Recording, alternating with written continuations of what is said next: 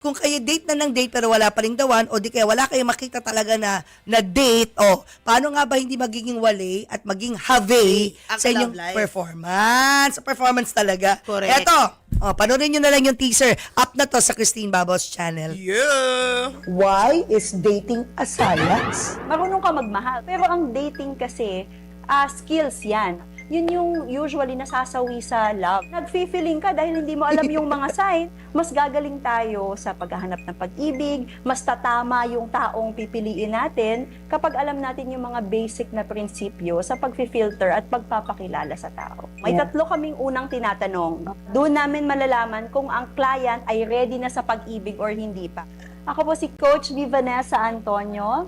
I'm a US certified matchmaker at science-based dating coach.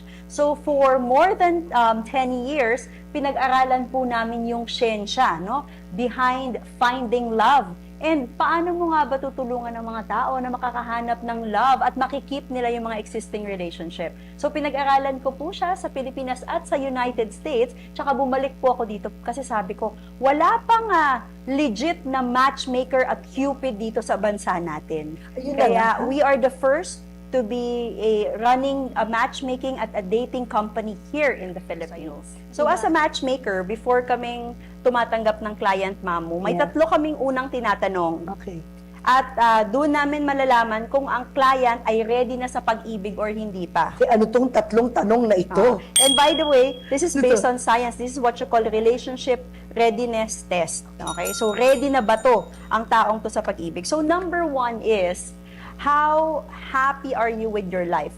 The next question is, I'm single lady. Singles, okay, okay. na hindi pa makahanap kasi baka dahil dito, dun yung madidiscover kung bakit pala ang tagal-tagal ko ng single. So, according to him, sabi niya, any types of relationship ay dumadaan sa tatlong stage. Una is yung attracting part, di ba? The second part is the maintaining of the relationship. And then yung tatlong part is paulit-ulit pala yan. Let me explain. So, relationship na dapat sa dating marunong ka din, kumbaga maganda yung presentasyon mo. Kasi alam niyo naman yung mga tao, visual talaga. And especially with men, dapat hindi natin sila inaaway. No, ang babaw nila kasi gusto nila yung maganda lang.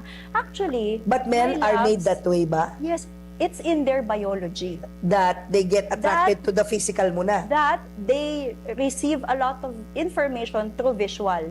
So scientifically, they have 60% more visual neurons.